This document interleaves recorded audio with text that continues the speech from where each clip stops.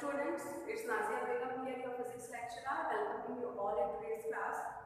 So the topic which we are going to study today is electromagnetic induction. Okay, it is very important topic. Because of this induction only, we can generate electricity. Okay, so you have to understand this topic very clearly. So what is electromagnetic induction? Till now, we are studying that with the help of electricity, magnetism can be produced. Okay? If in a wire current is flowing, the magnetic field is produced there. That thing we have studied till now. But its opposite is also true. That means because of magnetic field, current can also be produced. Okay? So the production of current with the help of magnetic field is called electromagnetic induction. Okay?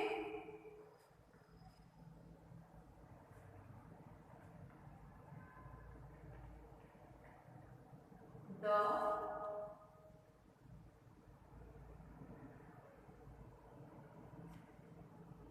production of electric current by using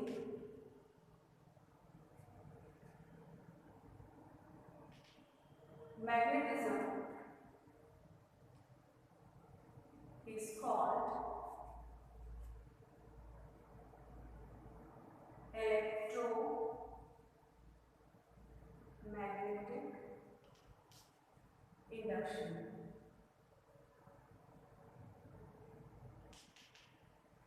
Okay? And I have already told you that because of this only, the production of electricity through generator and all is possible. So now I will tell you how it happened. Okay, how we can get electromagnetic induction. So suppose we are having a magnet. These are the two poles of magnet. This is N side, this is S side. Okay, these are the two poles of same magnet. And if we put a wire here, okay, if we put a wire here and connect the wire with galvanometer. Now what is galvanometer? Like we have compass to sense the magnetic field. Similarly, we have galvanometer to sense the electric current. Okay? Galvanometer is a device which senses the electric current. It doesn't measure it. Okay? To measure the electric current, we have ammeter. And galvanometer is there just to sense the current. Its sensibility is very high. If a very less amount of current is also flowing through a circuit, the galvanometer can easily sense it. Okay? So we have one conductor here. This is the conductor. Okay? And it is connected to a galvanometer. Okay? So when the conductor is simply lying there, we will not see any deflection in galvanometer. Okay? But if we move the conductor, okay, if we move it upward or downward, so that time we can see that the galvanometer will show us the deflection. Okay? Now suppose, for example, if we move it in upward direction, okay, if we move it in upward direction, so galvanometer will show us deflection in one direction. And if we again put it back, that means we are moving it in downward direction. So that time galvanometer will again show us deflection but in opposite direction. Okay? So from this experiment, two things are clear.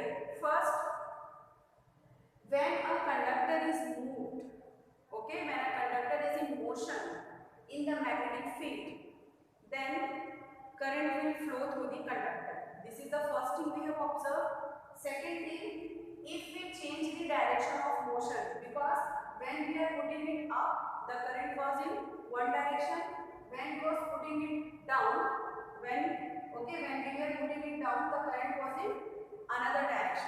That means by changing the direction of motion, the direction of current also can be changed.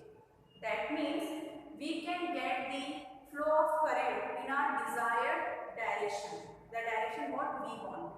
Okay, by changing the direction of motion we can change it. Okay, so here I have told you electromagnetic induction by the movement of conductor. Okay, the magnets were stationary and the conductor was moving. Okay, so whenever any conductor moves in magnetic field, the current is produced here. Okay, now another example, another way of electromagnetic induction, another demonstration I will show you. So now we will take a conductor in form of a coil, like we have studied the solenoid. Okay, so this is one coil connected to galvanometer. Okay, this is a coil made up of conducting material. Okay, connected to galvanometer, and here we have one magnet. Here we have one bar magnet. Okay, this is N side, this is S side. Now here in this second case, what happened? When we will move the bar magnet, okay, if we move the bar magnet, then also we will see that current will flow. Right now they both are stationary. Okay, now suppose we start moving this magnet inside the coil. Okay, this is one bar magnet stationary here and we are moving it inside the coil. So that time we will see the deflection of current in one direction. Okay, but when we move it in the opposite direction, okay, if we move the magnet here, this side, when we move it away from the coil, so that time we will see the direction of current in opposite direction.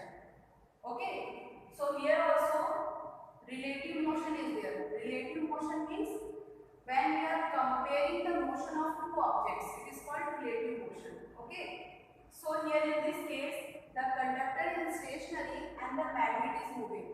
Okay, and because of motion of magnet we are getting current. When the motion is in one direction, current is in one direction. When the motion is in other direction, current also is in other direction.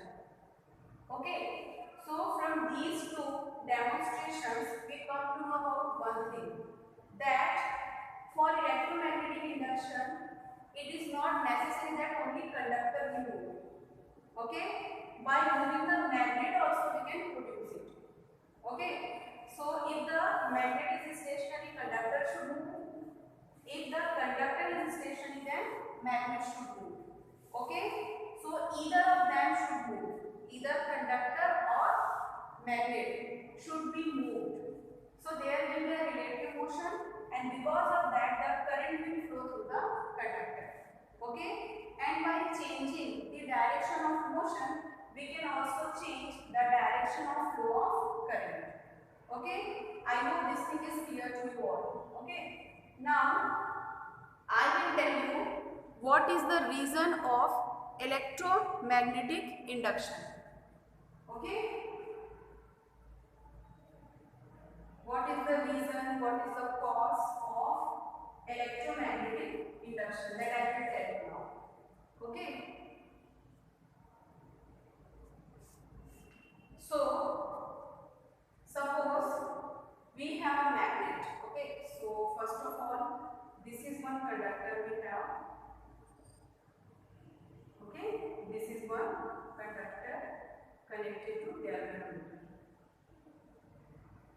Okay, and we are having a bar magnet here. So around this bar magnet, imaginary field lines are there, which we called as magnetic field lines. Okay, so here suppose like this, field lines are there.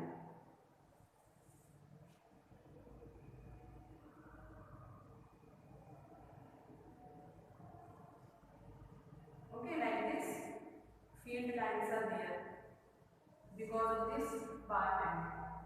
So you can see some field lines are passing through the conductor also.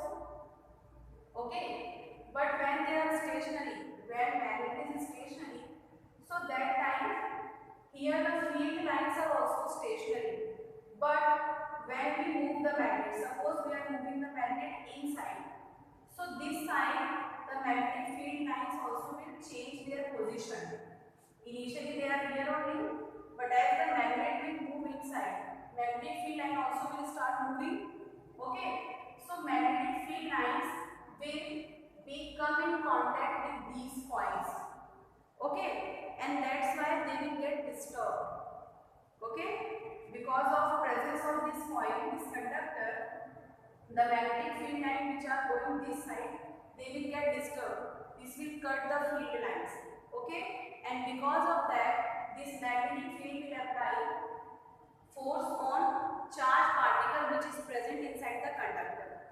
About this thing also we have studied that when there is a charge particle in a magnetic field, the magnetic field will apply force on that charge particle. Okay, so inside conductor so many charge particles are there when the magnet is moving inside. So because of disturbance in these electric field lines, the magnetic field will apply force on charged particle and the charged particle will start moving. Okay, and because of their motion only we will get current here. Okay, and till the change in place of or motion is there. Okay, till the motion is there we will get current. If motion stops, so the movement of field lines also will stop. So that time we will not get any current. The current will be there until and unless motion is there. If motion is there, then only current will be there. This electromagnetic induction current, induced current. Okay? If there is no motion, no current will be there. Now what happens? When we move it in opposite direction, so these field lines will come out. So they apply force in the particles in opposite direction. Okay, so that's why now we will get current in opposite direction. Okay, when the field lines are coming here, they were applying force present in this conductor. Sorry, they were applying force on the charge particle present inside this conductor in one direction. But when it is moving in opposite direction, so they will apply force in opposite direction. So charge particle also will move in opposite direction, and that's why we will get current in opposite direction. Okay, so what is the main cause of electromagnetic induction? The cause is disturbance in magnetic field lines. The more will be the disturbance, the more will be the current. Okay, so this was the cause of electromagnetic induction.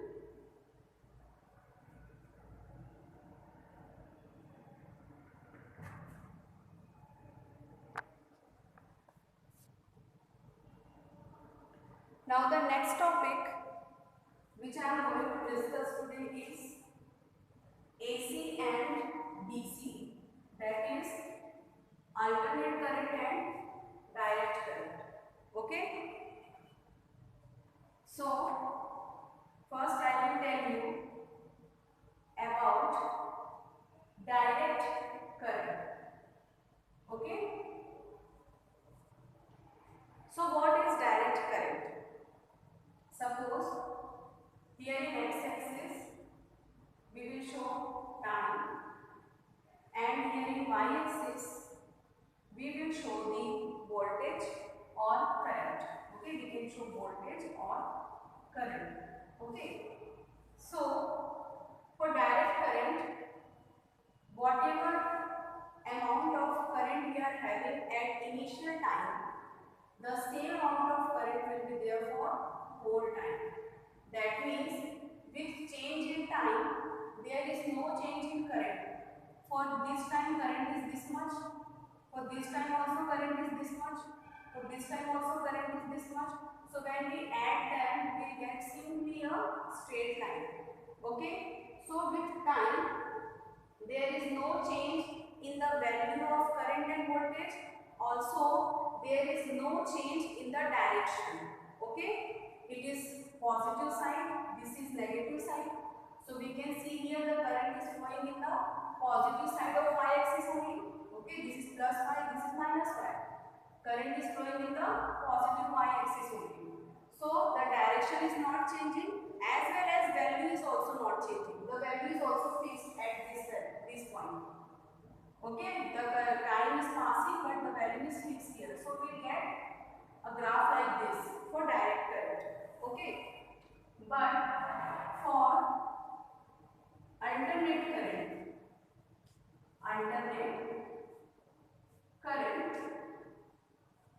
this is not the same case.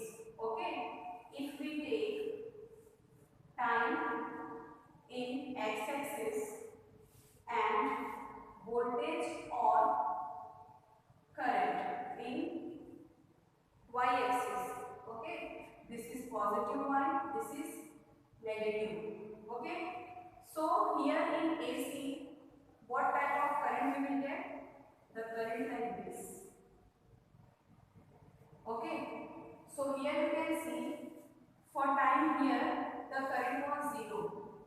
For this time here the current is having maximum value. Again here at this time current becomes 0. Okay, then for this time here, suppose this is time t1, this is time t2, this is time t3. Okay, so here for different time we were having same values, but here when the time is changing, you can see the value of current is also changing. Here current is increasing, then it is decreasing, then again it is increasing, but in opposite direction. Okay, here the current is in plus y-axis, here it is in minus y-axis. That means the current is changing the direction. Okay, again it becomes 0 at t4, then again it starts increasing on the positive direction. That means the current will change its direction, positive to negative, then again positive, then negative, like that it will go on.